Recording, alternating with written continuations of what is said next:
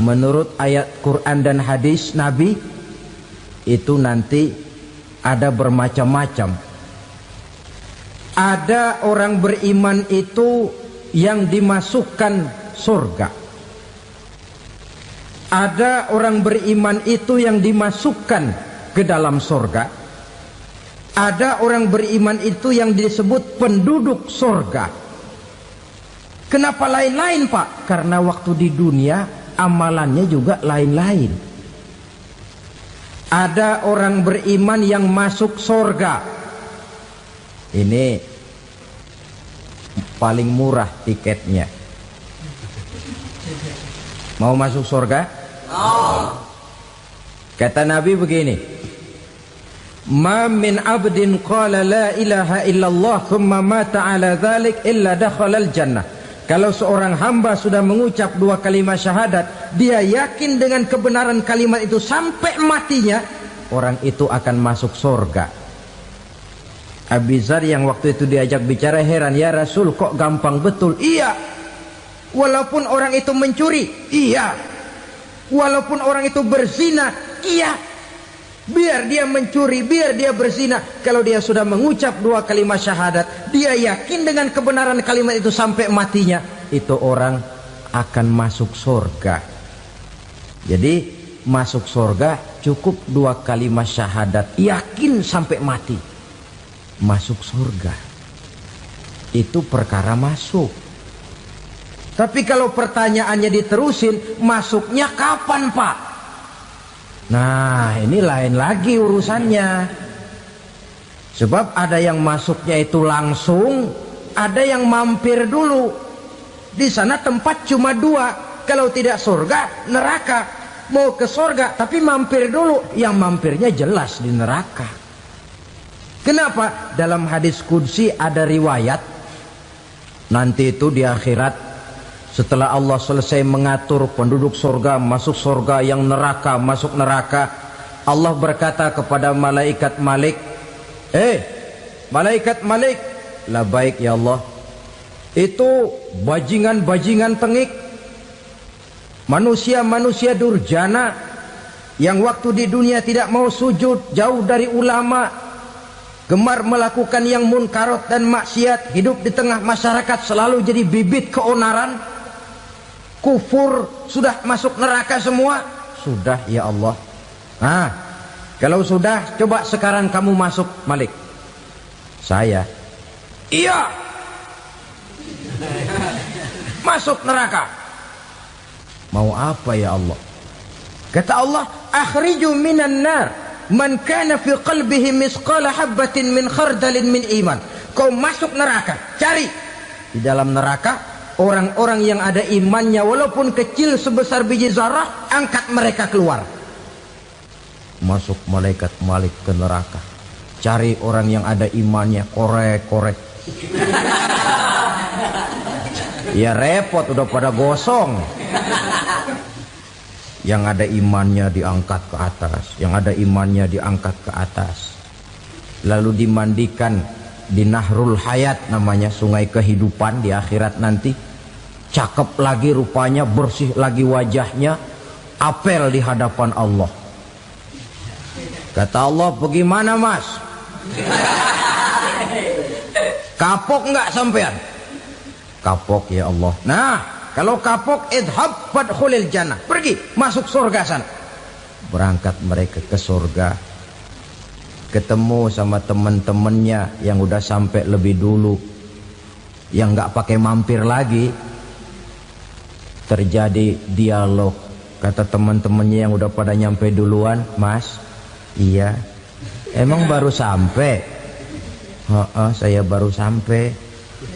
Memang mampir di mana dulu mas? Kita sudah lama sampai di surga. Saudara buka surah Al-Muddatsir ayat 34-35. Ma salakakum fis saqar? Kenapa kamu mampir di neraka Saqar? Qalu lam naku minal musallin. Mereka menjawab, kami mampir di neraka Saqar mas, gara-gara dulunya kami waktu di dunia ndak pernah sholat. Ndak pernah sholat? Ndak pernah. Kan rumahnya dekat masjid, cuma dekat doang mas. Sholat mah enggak saya. Enggak pernah ngasih makan fakir miskin, enggak pernah hadir di majelis taklim, pendeknya enggak pernah melakukan kebajikan, maka saya pun mampir di neraka sakor. Untung betul saya punya iman mas sedikit. Waktu hidup di dunia dulu saya pernah mengucap 2 kalimat syahadat, sekali-kalinya waktu mau kawin. Masya Allah.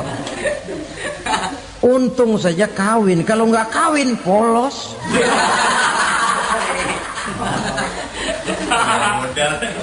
Itu juga pengulu sudah setengah mati ngajarin.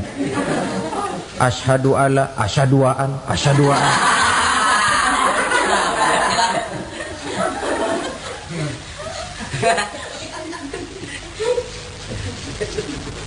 Ini namanya masuk surga, ada mampir dulu. Ada pula orang mukmin itu yang dimasukkan surga. Namanya dimasukkan kan terima beres. Saya masuk ke rumah, jalan sendiri, cari tempat sendiri. Saya dimasukkan ke dalam rumah, terima beres. Pokok ada di dalam, itu dimasukkan namanya. Nggak pakai mampir. Tapi tentu tiketnya lebih mahal ketimbang yang pertama tadi. Apa kata Allah? Innal ladzina amanu wa amilus salihat la ukaffiranna anhum sayyi'atihim wa la udkhilannahum jannah. Sesungguhnya orang-orang yang beriman kemudian beramal soleh, kami hapuskan segala dosa dan kesalahannya, kami masukkan mereka ke dalam surga. Lihat ayatnya, Allah yang memasukkan, kita yang dimasukkan. Tidak pakai transit, tidak usah mampir. Cuma tidak cukup syahadat, tidak cukup amanu, tapi diiringi dengan wa amilus salih. Iman, amal. Tidak cukup syahadat, lalu dibuktikan dia sholat, dia zakat, puasa, lalu dia melakukan berbagai macam kebajikan. Ini yang menyebabkan dia tidak pakai mampir di tempat yang bernama sakor. Lalu ada pula orang mukmin itu yang disebut penduduk sorga. Wah, ini sudah VIP ini. Ashabul jannah, penduduk sorga. Siapa mereka? Kata Allah, innal ladzina amanu summa istaqamu fala khaufun alaihim wala hum yahzanun ulaika ashabul jannah hum fiha khalidun. Sesungguhnya orang-orang yang beriman lalu istiqamah, tetap dalam melaksanakan perintah Allah, tidak goyang, tidak labil tapi stabil, istiqamah, mereka tidak takut dan tidak bersedih hati. Merekalah penduduk surga. Iman, istiqamah. Tidak punya duit, sembahyang. Banyak duit, sembahyang. Miskin, sembahyang. Kaya, tetap sembahyang. Istiqamah. Kadang orang kalau susah rajin ke masjid, banyak duitnya ngelihat masjid melengos. Waktu miskin hamba Allah, setelah kaya jadi hamba harta. Bergeser, tidak ada nilai istiqomahnya. Saudara-saudara, dengan begitu penduduk neraka itu dua. Ada penduduk permanen, ada penduduk yang semi permanen. Yang semi permanen orang-orang beriman yang mempunyai dosa besar. Mereka masuk ke neraka untuk menerima azab sesuai dengan dosanya. Bila selesai masa azab itu, mereka akan diangkat untuk ditempatkan kembali ke dalam surganya Allah Subhanahu wa ta'ala. Nah, dikala itulah saudara-saudara, ada yang disebut syafaat dari Rasulullah Sallallahu Alaihi Wasallam. Tapi tentu jangan lupa, syafaat ini ibarat kain menambal dia. Kita punya kain bolong-bolong sedikit, syafaat yang menambal. Sholat kita ada kurang dikit, sedekah kita ada campur riak dikit, amalan kita ada tidak karena Allah dikit, kita berharap syafaat. Jadi biarlah kain masih bolong-bolong, yang penting punya kain. Tapi kalau kainnya tidak ada, yang ditambal apanya? sholat tidak, puasa tidak, zakat tidak, berharap syafaat saja. Ya, terlalu berlebihan itu. Saudara hadirin yang saya hormati, apabila selesai proses penghisaban, proses penghitungan, maka dikala itulah manusia terbagi dalam dua kelompok besar. Fariqun fil jannah wa fariqun fis sa'ir. Sekelompok orang-orang beruntung yang masuk ke dalam surga, dan sekelompok lagi masuk ke dalam neraka. Ibu-ibu, saudara-saudara kaum muslimin rahimakumullah. Pada pertemuan yang lalu sudah saya jelaskan bahwa hidup selalu berakhir dengan kematian. Apabila datang kematian menimpa seseorang, datanglah kiamat baginya. Itu yang disebut dengan kiamat kecil. Hakikatnya mati adalah perpindahan dari kehidupan di dunia ini menuju kehidupan di alam barzakh. Menunggu kita di alam barzakh sampai datangnya saat kiamat. Entah 10 tahun, entah 100 tahun, entah 1000 tahun, hanya Allah saja yang maha tahu.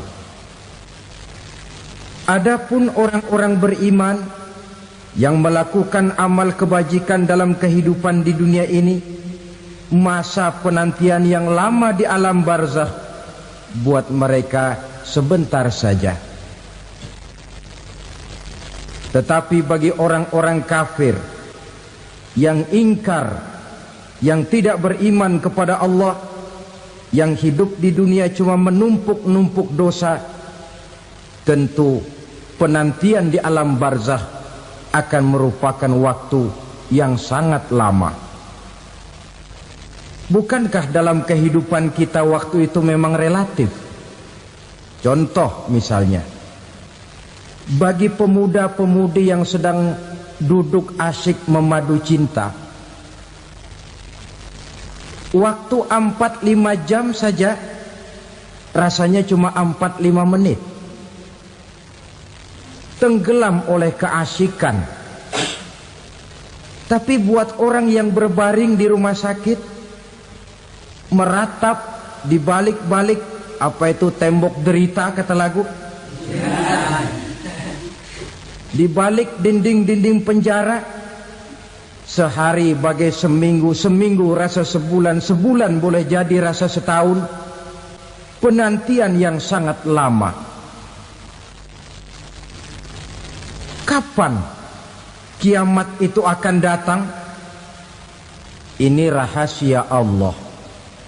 Jangankan kita yang orang awam, baginda Nabi sendiri tidak diberitahu oleh Allah kapan kiamat itu akan terjadi. Tetapi sungguh pun demikian, banyak hadis-hadis yang menjelaskan ciri atau tanda-tanda datangnya kiamat. Nah, kalau sudah bicara soal tanda, tanda kiamat itu ada dua. Pertama yang disebut alamatus sughra, tanda-tanda kecil. Ini waktunya masih ada tenggang. Ada yang dinamakan alamatul kubra, tanda-tanda besar. Artinya kiamat sudah diambang pintu. Apa tanda-tanda kecil dari datangnya hari kiamat itu? Misalnya kata Nabi, apabila ilmu sudah diangkat oleh Allah, artinya apabila ulama sudah banyak wafat, minat orang belajar agama berkurang, lalu kebodohan nampak merajalela di mana-mana, zina dikerjakan secara terbuka, minuman-minuman keras jadi kebanggaan, itu termasuk di antara tanda-tanda kecil terjadinya hari kiamat.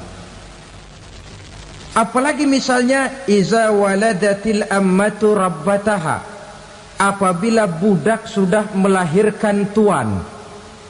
Apa maksudnya? Ada yang mentafsirkan apabila anak sudah bisa membudaki orang tuanya. Orang tua yang melahirkan dia, yang membesarkan dia, demi setelah si anak besar jadi orang berpangkat, bertitel, berharta, berkedudukan, jadilah orang tua itu budaknya. Sehingga sering dibilang kalau orang tua kaya, anak jadi raja. Tapi kalau anak yang kaya, orang tua sering jadi budak. Apalagi munculnya fitnah yang bergelombang, timbul perang antara dua bangsa yang besar, waktu berjalan terasa sangat pendek sekali. Itu merupakan tanda di antara tanda-tanda kiamat. Termasuk di dalamnya sulit membedakan mana laki, mana perempuan. Kan kalau tanda-tanda kayak begini sekarang sudah banyak kita lihat kan? Ulama banyak wafat, penggantinya sulit. Zina dikerjakan berterang-terangan, minuman keras jadi kebanggaan,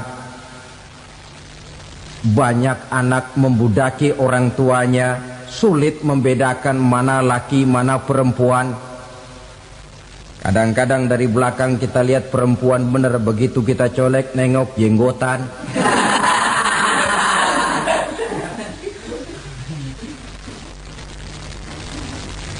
Ini termasuk tanda-tanda kecil. Masih ada tenggang sampai akan terjadinya kiamat itu.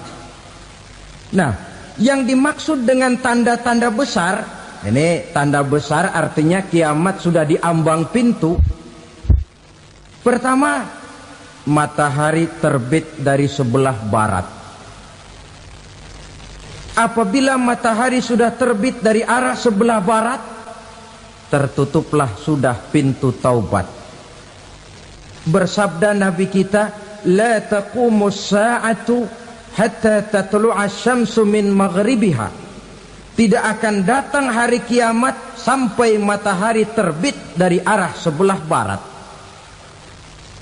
Fa iza tala'at, manakala matahari telah terbit dari arah sebelah barat, wara'ahan nasu, manusia banyak menyaksikan itu, amanu ajma'un, mereka pun lalu beriman. Yang tadinya kafir, yang tadinya ingkar, yang tadinya membangkang, setelah melihat matahari terbit dari sebelah barat, buru-buru beriman, berlomba-lomba mengucap dua kalimat syahadat. Tapi apa yang terjadi? Kata Nabi, wadzalika hina la yanfa'u nafsan imanuha lam takun amanat min qabl. Hari itu adalah hari yang iman sudah tidak berguna lagi bagi seseorang apabila sebelumnya memang dia tidak pernah beriman. Au kasabat fi imaniha khaira, atau beriman tetapi tidak pernah melakukan kebajikan di dalam keimanannya itu. Hari yang sudah kasib, hari yang sudah terlambat, beriman tidak akan ada gunanya lagi. Ini pelajaran buat kita. Sebelum sang surya terbit dari sebelah barat, sebelum nafas sampai di tenggorokan, artinya pintu taubat masih terbuka.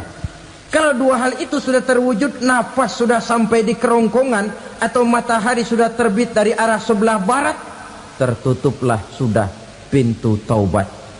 Tak ada lagi gunanya pangkat, jabatan, harta, bahkan beriman pun dalam suasana macam itu. Too late, kata orang Kulon. Sudah terlambat. Matahari terbit dari arah sebelah barat. Itu tanda besar, artinya kiamat sudah diambang pintu. Lalu apalagi tanda besar? Munculnya Dajjal. Dajjal artinya pendusta-pendusta yang menyesatkan manusia. Ada dua macam Dajjal, saudara. Ada Dajjal kecil. Ini Dajjal kelas teri. Kalau ini sejak zaman Rasulullah sudah ada itu. Tiap zaman ada. Di zaman Rasulullah misalnya ada yang bernama Aswad al-Unsi dari Yaman. Ada yang namanya Musailamah Al-Kazzab dari Yamamah. Ada yang namanya Ibnu Sayyad dari Madinah. Ini dajjal-dajjal di zaman Rasul. Musailamatul Kazzab memproklamirkan diri jadi nabi dia. Di zaman Rasul masih hidup. Ini dajjal zaman Nabi. Di zaman sahabat muncul dajjal-dajjal. Di zaman kita sekarang ini dajjal-dajjal pun gentayangan. Dajjal-dajjal kelas teri. Kerjanya mendustakan manusia, menyesatkan manusia, memalingkan manusia dari jalan yang benar dan diridhoi oleh Allah Subhanahu wa taala.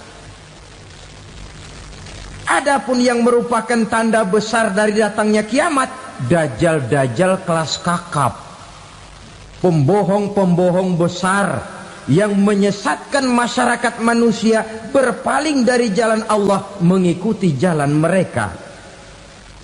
Apa sih ciri dajjal itu? Kata Nabi dalam hadis Bukhari Muslim, inna dajjala, sesungguhnya yang namanya dajjal itu yakhruju, satu saat akan muncul mendekati hari kiamat. Wa inna ma'ahu ma'an, si dajjal ini membawa air. Wa naran, dan juga membawa api. Dua simbol. Di tangan yang satu dia bawa air, di tangan yang satu dia bawa api.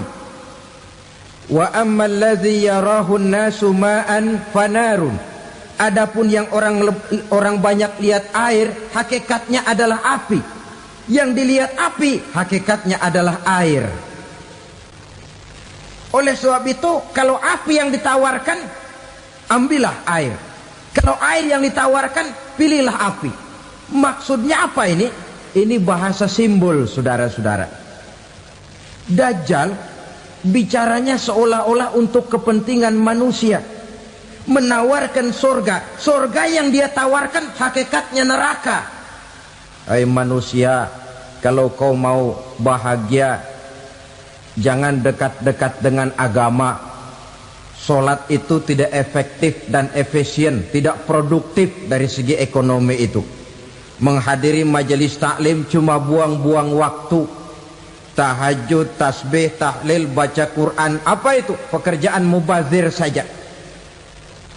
Hidup ini cuma sekali, masa yang cuma sekali, manfaatkan dengan sebaik-baiknya. Mumpung, dibawanya sifat mumpung tetapi dalam pengertian yang sangat negatif. Bicaranya seolah-olah untuk kepentingan manusia, tetapi sebenarnya menjerumuskan manusia. Menawarkan air tapi sebenarnya api. Menawarkan api tapi hakikatnya air. Buat apa kamu sholat?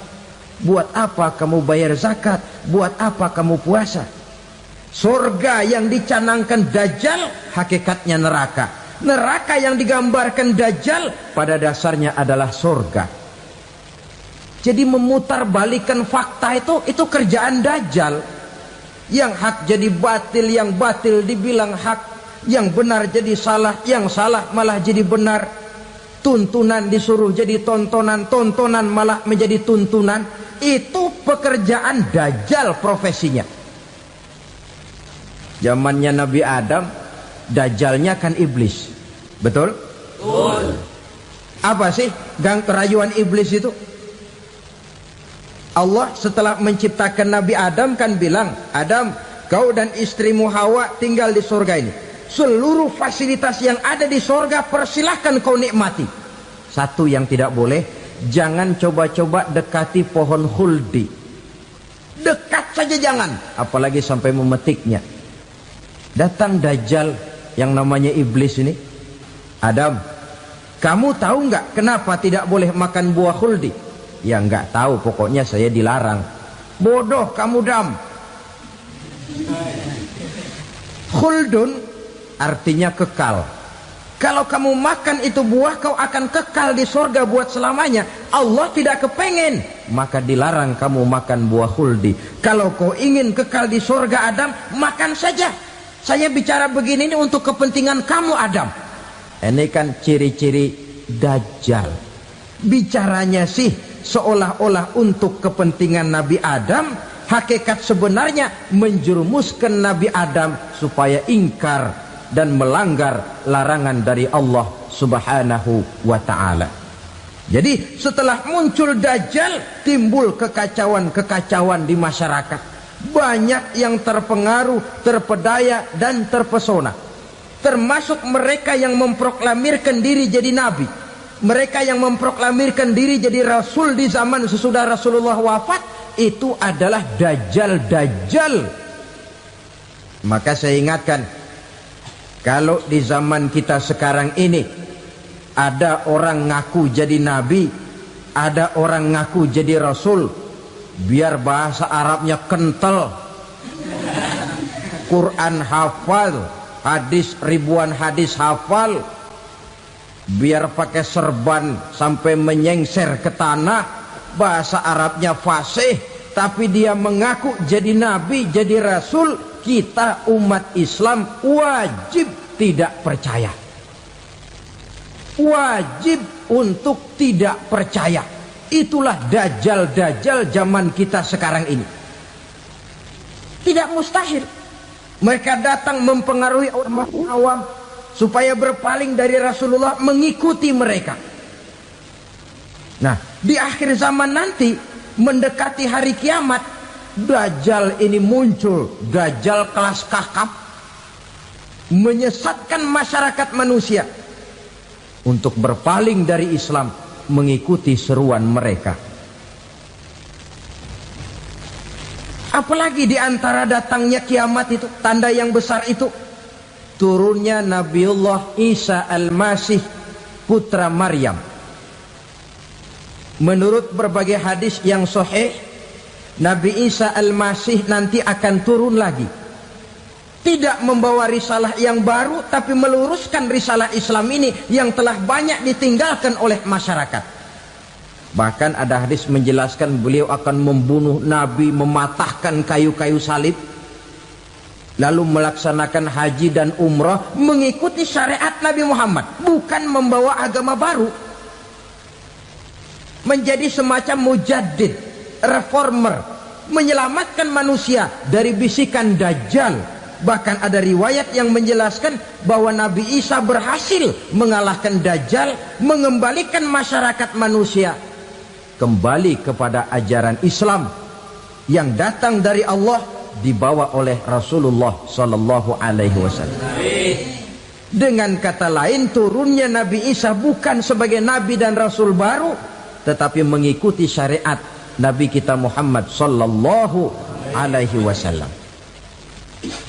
Saudara hadirin, ibu-ibu hadirat yang saya hormati, kemudian apalagi di antara tanda-tanda besar akan datangnya kiamat itu?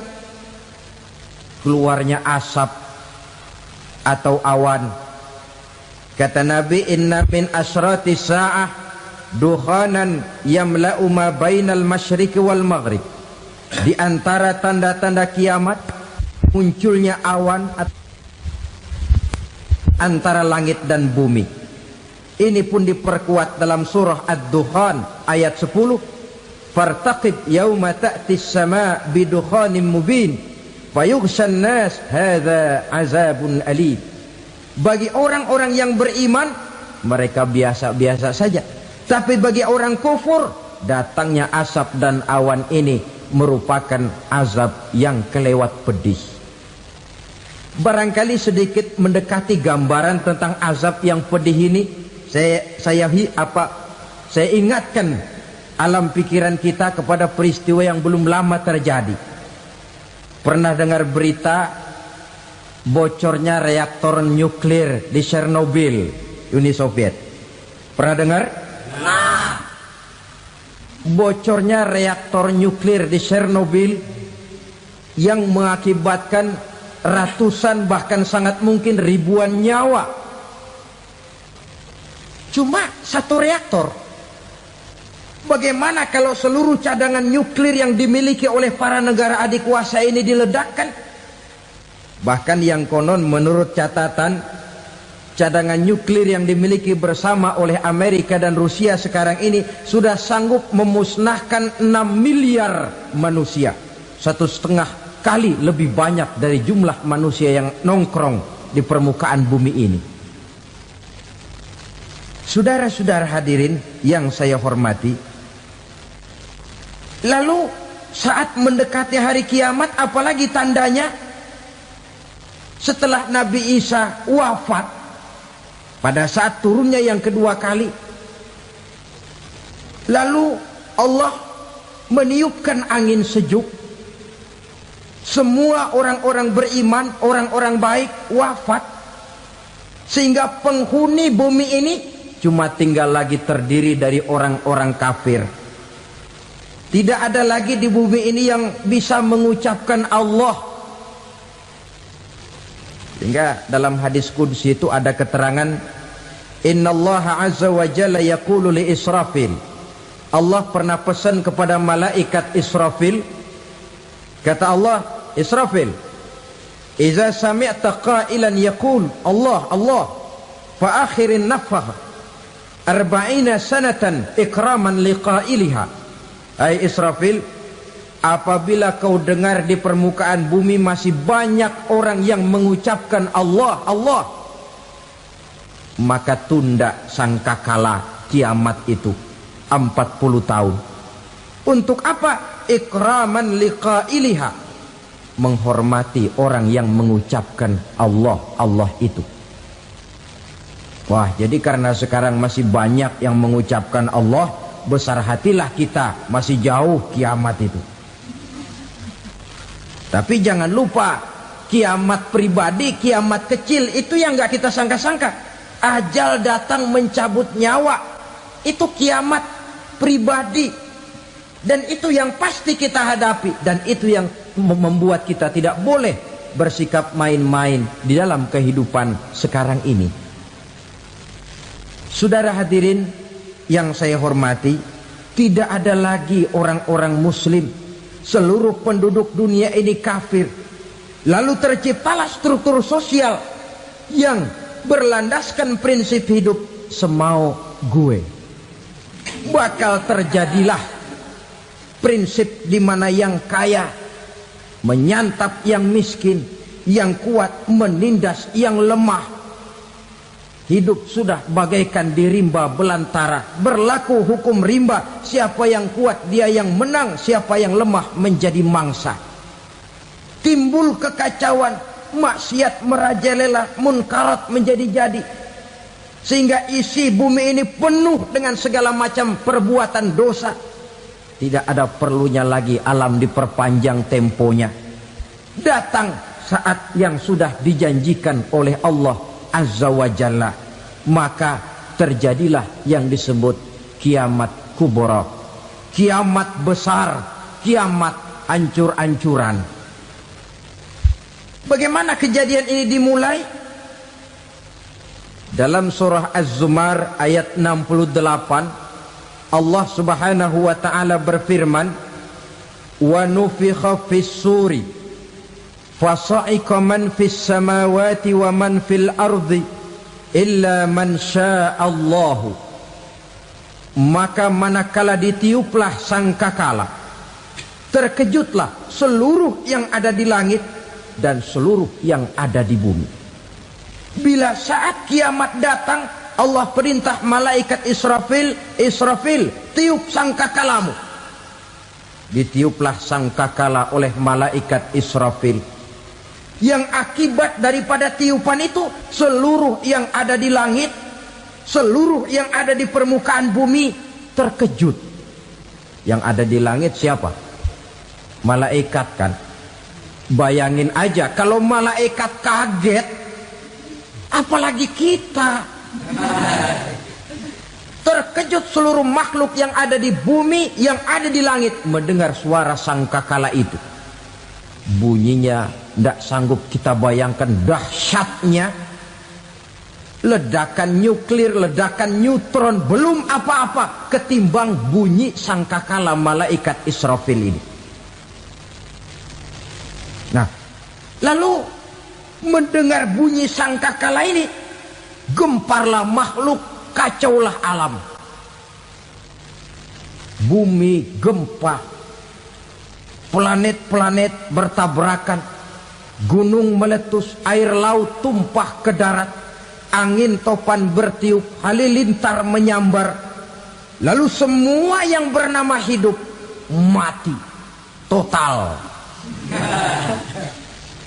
Mati bareng tanpa persiapan.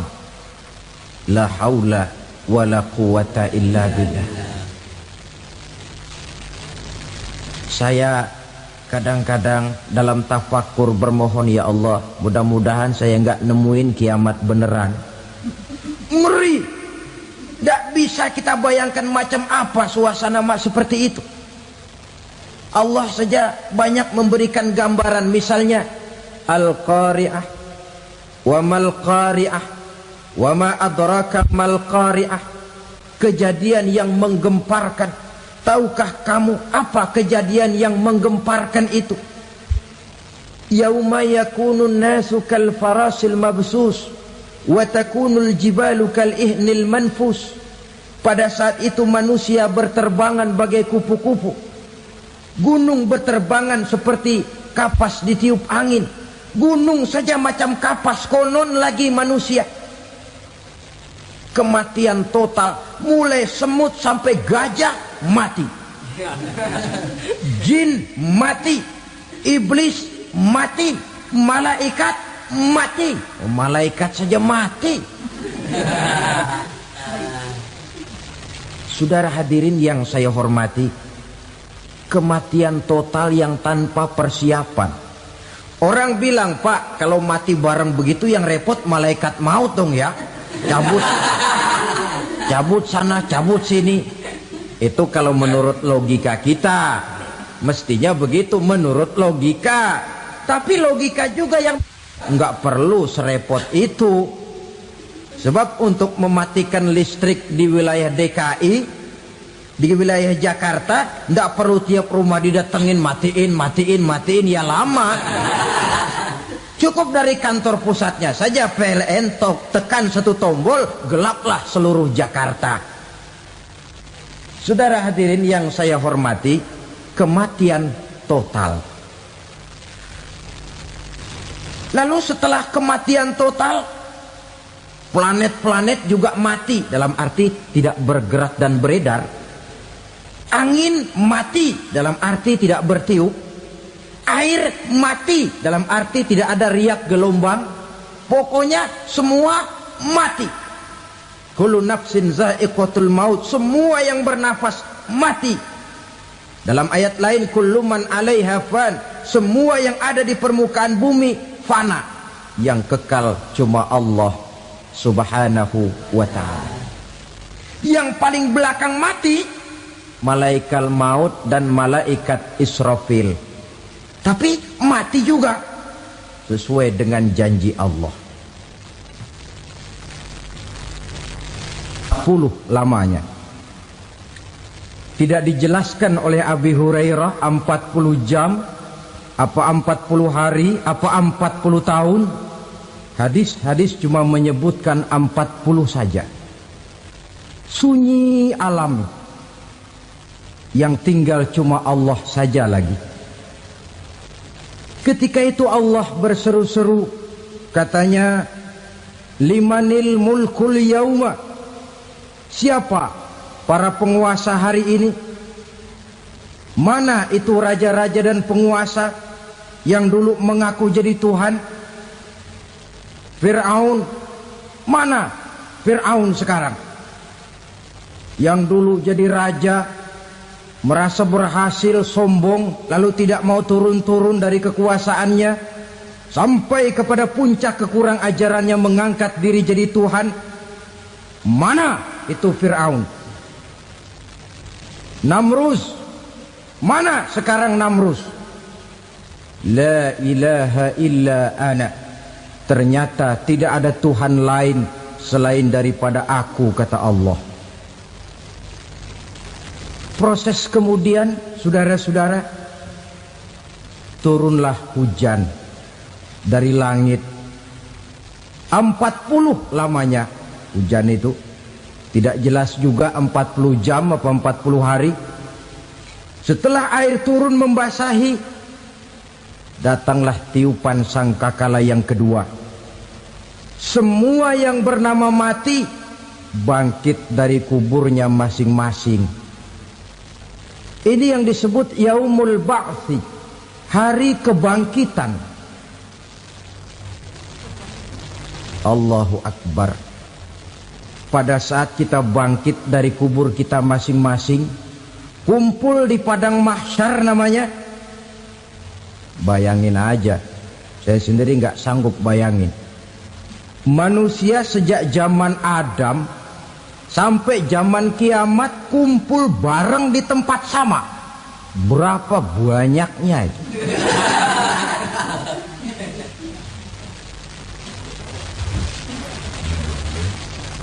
Dan yang luar biasa menurut satu riwayat, pada saat bangkit itu, Masya Allah, roman muka kita berubah,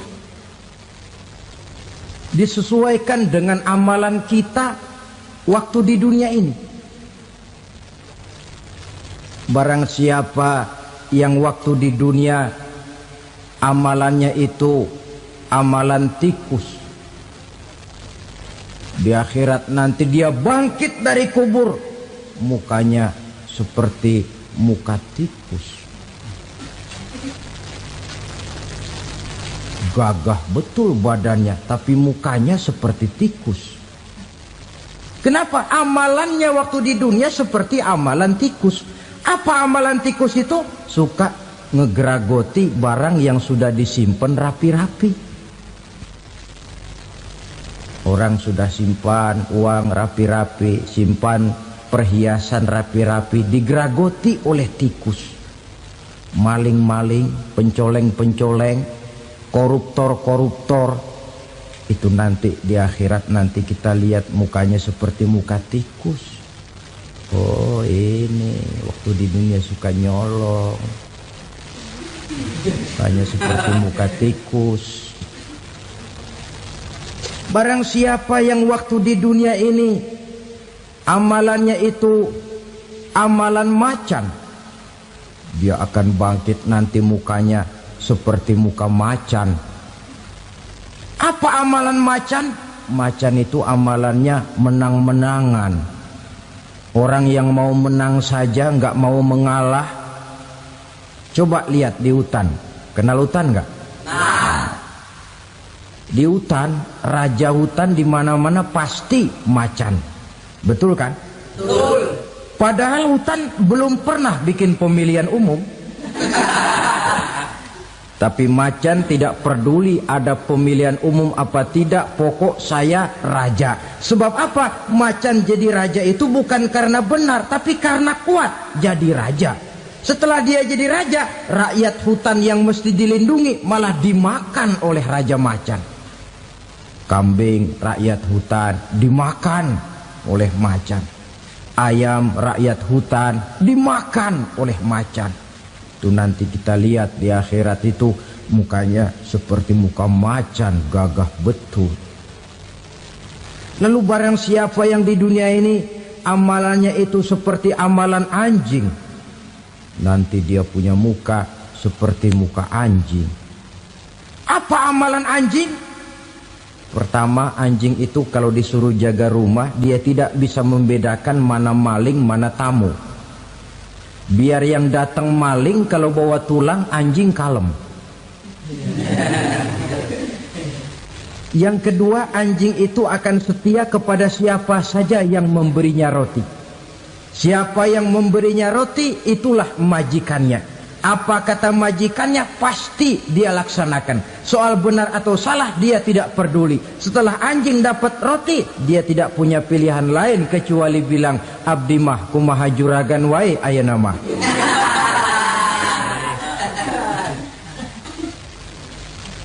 Saudara hadirin yang saya hormati,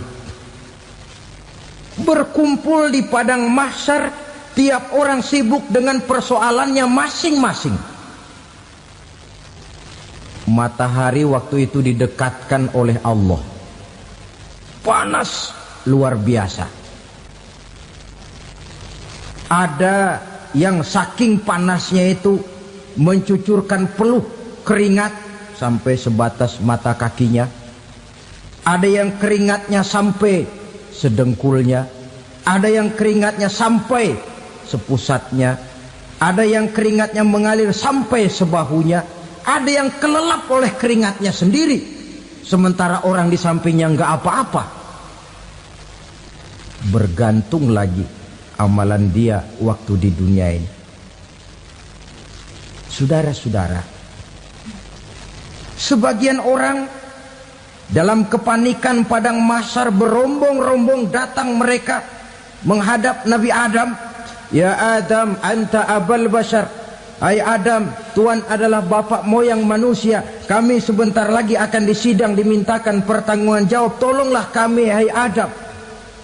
Kata Nabi Adam, jangankan nolongin sampean, saya sendiri tanggung jawab di hadapan Allah ketika dulu tidak boleh makan khuldi, saya serobot.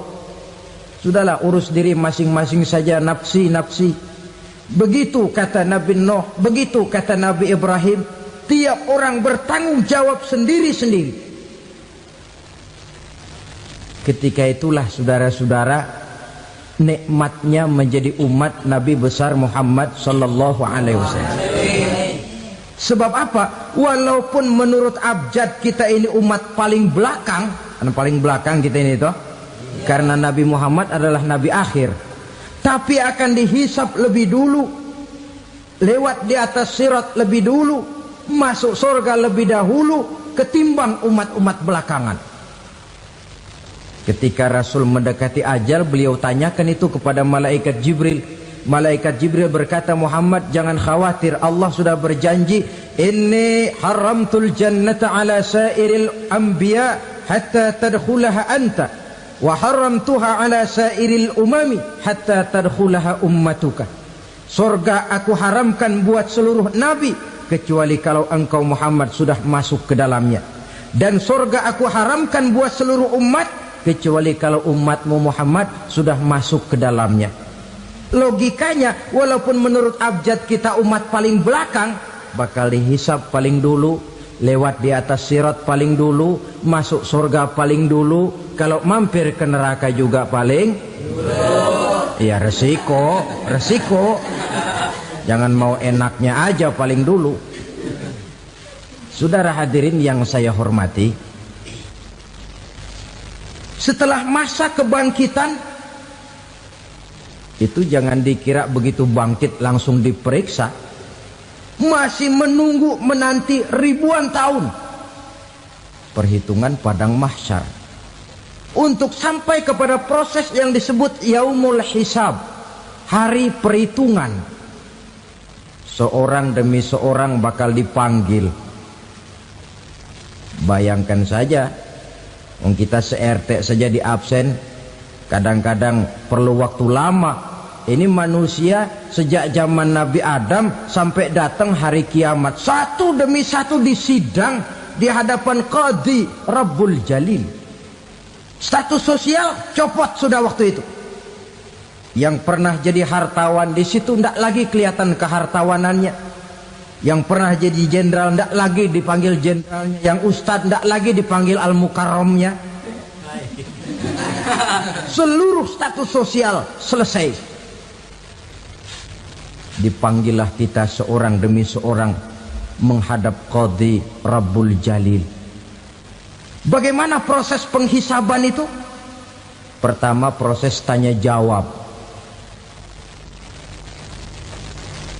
Di antaranya ada hadis menyatakan, lan tazula qadama 'abdin yaumal qiyamah hatta yus'ala an arba'i khisalin.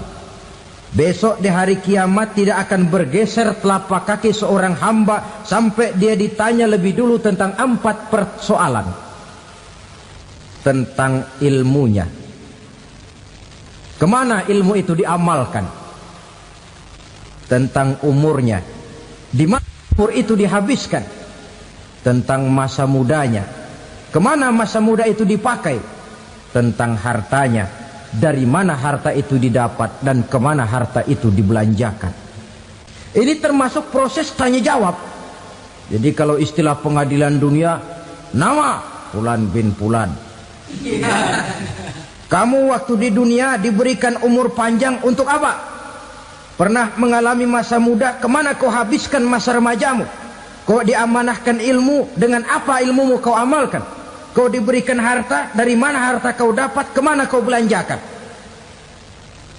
Tak seorang pun yang bisa mungkir. Sebab apa? Dikala itu yang menjadi saksi bukan orang. Yang menjadi saksi adalah seluruh anggota badan kita. Tangan bicara, kaki jadi saksi terhadap seluruh amalan yang pernah kita kerjakan pada saat kehidupan di alam dunia ini. Selesai proses tanya jawab, lalu diperlihatkan buku catatan kita waktu hidup di dunia ini. Jangan lupa Allah itu menyiapkan 2 superkomputer kepada kita. Sebelah ditempelin sebelah kanan, yang sebelah tempelin di sebelah kiri. Komputer itu namanya Raqib dan Atid. 2 malaikat yang apabila baik kita lakukan, refleks saja akan menulis kebajikan kita. Jahat kita kerjakan akan tertulis. Catatan itu nanti diperlihatkan kepada kita. Waduh, alangkah malunya pada saat diperlihatkan catatan kita, buku rapot kita merah melulu. Barangkali diperiksa sambil diomelin, brengsek lo. Buku merah melulu begini, bagaimana waktu hidup di dunia? Tidak cukup diperlihatkan buku catatan kehidupan, rekaman kehidupan. Rekaman kehidupan kita secara utuh sejak terlahir sampai ajal datang merenggut nyawa. Barangkali mirip dengan video sekarang ini, di mana terekam dengan baik seluruh kegiatan kita, sejak yang sekecil-kecilnya sampai kepada yang sebesar-besarnya. Untuk kemudian kita pun menerima balasan. In khairan fa khairun wa in syarran fa syarrun. Kalau baik ya baik balasannya, kalau jahat ya jahat juga balasannya. Catatan-catatan kita diberikan. Kalau banyak kebajikannya diberikan di tangan kanan dengan cara yang halus. Kalau banyak kejahatannya diberikan dari sebelah kiri atau dilempar dari belakang. Itulah sebabnya sejak di dunia ini kita sudah mohon kepada Allah. Ketika berwudu membasuh tangan kanan, apa kita bilang? Allahumma a'tini kitabi biyamini wa hasibni hisaban yasira. Ya Allah, berikan saya kitab di tangan kanan, dan kalau saya memang perlu dihisap, hisaplah saya yang seringan-ringannya. Tangan kiri berlindung kita kepada Allah, jangan sampai diberikan kitab di tangan kiri atau dari arah sebelah belakang. Wa a'udzubika an tu'tiya kitabi bishimali aw min wara'i zuhri, dari arah sebelah belakang. Na'udzubillah min dzalik. Setelah selesai lewat proses penghisaban, lewat mizan, timbangan, maka yang sudah selesai dihisab itu bergeraklah menuju sirat, jembatan yang terbentang menuju surga melalui neraka. Saudara-saudara, panjangnya perjalanan sirat itu memakan waktu ratusan tahun. Tetapi orang yang lewat di atas sirat pun macam-macam, bergantung amalannya ketika di dunia ini. Ada yang lewat di atas sirat itu kalbarkil khatib, seperti kilat yang menyambar, lep, sudah sampai dia di surga. Cepat bukan main. Ada yang lewat di atas sirat itu seperti orang lari-lari. Ada yang lewat di atas sirat itu seperti orang jalan biasa. Ada yang sambil merangkak, ada yang sambil ngesor, ada yang sambil gelayutan, ada yang selamat sampai ke ujung ke surga, ada yang tergelincir jatuh masuk ke dalam neraka, bergantung amalannya dalam kehidupan di dunia sekarang ini. Tiap kita akan melewati yang namanya sirat ini. Saudara-saudara kaum muslimin yang saya hormati, dengan demikian mereka yang selamat melalui sirat sampai ke terminal akhir surga, mereka yang ketika dihisab ternyata banyak kejahatannya daripada kebaikannya, mereka singgah di dalam neraka. Nah, adapun orang-orang yang beriman menurut ayat Quran dan hadis Nabi itu nanti ada bermacam-macam. Ada orang beriman itu yang dimasukkan surga. Ada orang beriman itu yang dimasukkan ke dalam surga. Ada orang beriman itu yang disebut penduduk surga. Kenapa lain-lain, Pak? Karena waktu di dunia amalannya juga lain-lain. Ada orang beriman yang masuk surga. Ini paling murah tiketnya. Mau masuk surga? Kata Nabi begini, ma min abdin qala la ilaha illallah thumma mata ala dhalik illa dakhalal jannah. Kalau seorang hamba sudah mengucap dua kalimat syahadat, dia yakin dengan kebenaran kalimat itu sampai matinya, orang itu akan masuk surga. Abi Dzar yang waktu itu diajak bicara heran, ya Rasul kok gampang betul? Iya, walaupun orang itu mencuri, iya, walaupun orang itu berzina, iya. Biar dia mencuri, biar dia berzina, kalau dia sudah mengucap dua kalimat syahadat, dia yakin dengan kebenaran kalimat itu sampai matinya, itu orang akan masuk surga. Jadi masuk surga cukup dua kalimat syahadat, yakin sampai mati, masuk surga. Itu perkara masuk. Tapi kalau pertanyaannya diterusin, masuknya kapan, Pak? Nah, ini lain lagi urusannya. Sebab ada yang masuknya itu langsung, ada yang mampir dulu. Di sana tempat cuma dua, kalau tidak surga, neraka. Mau ke surga tapi mampir dulu, yang mampirnya jelas di neraka. Kenapa? Dalam hadis qudsi ada riwayat, nanti itu di akhirat, setelah Allah selesai mengatur penduduk surga masuk surga, yang neraka masuk neraka, Allah berkata kepada malaikat Malik, malaikat Malik, labaik ya Allah, itu bajingan-bajingan tengik, manusia-manusia durjana yang waktu di dunia tidak mau sujud, jauh dari ulama, gemar melakukan yang munkarat dan maksiat, hidup di tengah masyarakat selalu jadi bibit keonaran, kufur, sudah masuk neraka semua. Sudah ya Allah. Nah, kalau sudah, coba sekarang kamu masuk, Malik. Saya, iya, masuk neraka. Mau apa ya Allah? Kata Allah, akhriju minan nar man kana fi qalbihi misqala habatin min khardalin min iman. Kau masuk neraka, cari di dalam neraka orang-orang yang ada imannya walaupun kecil sebesar biji zarah, angkat mereka keluar. Masuk malaikat Malik ke neraka, cari orang yang ada imannya, korek-korek. Ya repot, udah pada gosong. Yang ada imannya diangkat ke atas, yang ada imannya diangkat ke atas, lalu dimandikan di Nahrul Hayat, namanya sungai kehidupan di akhirat nanti. Cakep lagi rupanya, bersih lagi wajahnya, apel di hadapan Allah. Kata Allah, bagaimana mas?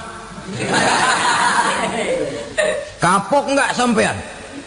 Kapok ya Allah. Nah, kalau kapok, idhab fadkhulil jannah, pergi masuk surga sana. Berangkat mereka ke surga. ketemu sama teman-temannya yang udah sampai lebih dulu, yang nggak pakai mampir lagi. Terjadi dialog. Kata teman-temannya yang udah pada nyampe duluan, "Mas, iya, emang baru sampai?" "Oh, saya baru sampai." "Memang mampir di mana dulu, Mas? Kita sudah lama sampai di surga." Saudara buka surah Al-Muddatsir ayat 34-35. "Ma salakakum fis saqar?" Kenapa kamu mampir di neraka Saqar? Qalu lam naku minal musallin. Mereka menjawab, kami mampir di neraka Saqar, Mas, gara-gara dulunya kami waktu di dunia tidak pernah sholat. Tidak pernah sholat? Tidak pernah. Kan rumahnya dekat masjid. Cuma dekat doang, Mas. Sholat mah enggak saya. Enggak pernah ngasih makan fakir miskin, enggak pernah hadir di majelis taklim, pendeknya enggak pernah melakukan kebajikan. Maka saya pun mampir di neraka Saqar. Untung betul saya punya iman, Mas, sedikit. Waktu hidup di dunia dulu saya pernah mengucap 2 kalimat syahadat. Sekali-kalinya waktu mau kawin. Masya Allah. Untung saja kawin. Kalau nggak kawin polos.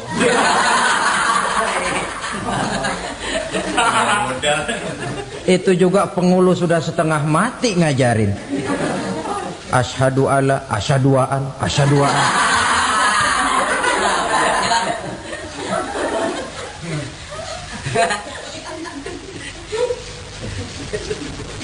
Ini namanya masuk surga, ada mampir dulu. Ada pula orang mukmin itu yang dimasukkan surga. Namanya dimasukkan kan terima beres. Saya masuk ke rumah, jalan sendiri, cari tempat sendiri. Saya dimasukkan ke dalam rumah, terima beres, pokok ada di dalam, itu dimasukkan namanya. Nggak pakai mampir. Tapi tentu tiketnya lebih mahal ketimbang yang pertama tadi. Apa kata Allah? Innal ladzina amanu wa 'amilus shalihat la ukaffiranna 'anhum sayyi'atihim wa la udkhilannahum jannah. Sesungguhnya orang-orang yang beriman kemudian beramal soleh, kami hapuskan segala dosa dan kesalahannya, kami masukkan mereka ke dalam surga. Lihat ayatnya. Allah yang memasukkan, kita yang dimasukkan. Tidak pakai transit, tidak usah mampir. Cuma tidak cukup syahadat, tidak cukup amanu, tapi diiringi dengan wa'amilus salih. Iman, amal. Tidak cukup syahadat, lalu dibuktikan dia sholat, dia zakat, puasa, lalu dia melakukan berbagai macam kebajikan. Ini yang menyebabkan dia tidak pakai mampir di tempat yang bernama Saqar. Lalu ada pula orang mukmin itu yang disebut penduduk surga. Wah, ini sudah VIP ini. Ashabul jannah, penduduk surga. Siapa mereka? Kata Allah, innal ladzina amanu summa istaqamu fala khaufun 'alaihim wala hum yahzanun ulaika ashabul jannah hum fiha khalidun. Sesungguhnya orang-orang yang beriman lalu istiqamah, tetap dalam melaksanakan perintah Allah, tidak goyah, tidak labil tapi stabil, istiqamah, mereka tidak takut dan tidak bersedih hati. Merekalah penduduk surga. Iman, istiqamah. Tidak punya duit, sembayang. Banyak duit, sembayang. Miskin, sembayang. Kaya, tetap sembahyang, istiqomah. Kadang orang kalau susah rajin ke masjid, banyak duitnya ngelihat masjid melengos. Waktu miskin hamba Allah, setelah kaya jadi hamba harta. Bergeser, tidak ada nilai istiqomahnya. Saudara-saudara, dengan begitu penduduk neraka itu dua. Ada penduduk permanen, ada penduduk yang semi permanen. Yang semi permanen orang-orang beriman yang mempunyai dosa besar. Mereka masuk ke neraka untuk menerima azab sesuai dengan dosanya. Bila selesai masa azab itu, mereka akan diangkat untuk ditempatkan kembali ke dalam surganya Allah Subhanahu wa ta'ala. Nah, dikala itulah saudara-saudara, ada yang disebut syafaat dari Rasulullah Sallallahu Alaihi Wasallam. Tapi tentu jangan lupa, syafaat ini ibarat kain menambal dia. Kita punya kain bolong-bolong sedikit, syafaat yang menambal. Solat kita ada kurang dikit, sedekah kita ada campur riak dikit, amalan kita ada tidak karena Allah dikit, kita berharap syafaat. Jadi biarlah kain masih bolong-bolong, yang penting punya kain. Tapi kalau kainnya tidak ada, yang ditambal apanya? Solat tidak, puasa tidak, zakat tidak, berharap syafaat saja. Ya, terlalu berlebihan itu. Saudara hadirin yang saya hormati, apabila selesai proses penghisaban, proses penghitungan, maka dikala itulah manusia terbagi dalam dua kelompok besar. Fariqun fil jannah wa fariqun fis sa'ir. Sekelompok orang-orang beruntung yang masuk ke dalam surga, dan sekelompok lagi masuk ke dalam neraka.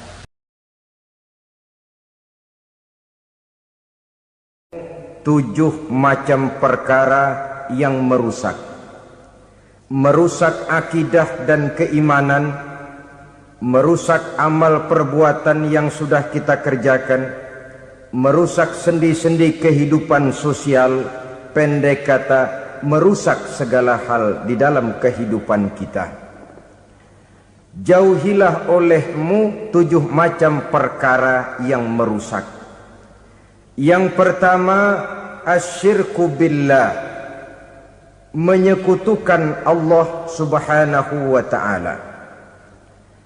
Agama dimulai dari keyakinan, maka kehancuran agama selalu dimulai dari kehancuran keyakinan, iman atau akidah yang dimiliki oleh seseorang. Dan untuk menghancurkan nilai-nilai iman yang kita miliki ini, orang rasanya tidak akan menghantam kita dengan peluru kendali. Orang tidak akan mengirimkan nuklir ke sini. Orang tidak juga akan mengirimkan satuan militernya ke sini. Untuk menghancurkan nilai-nilai iman, dibanjiri kita dengan paham-paham yang merusak dan mendangkalkan akidah.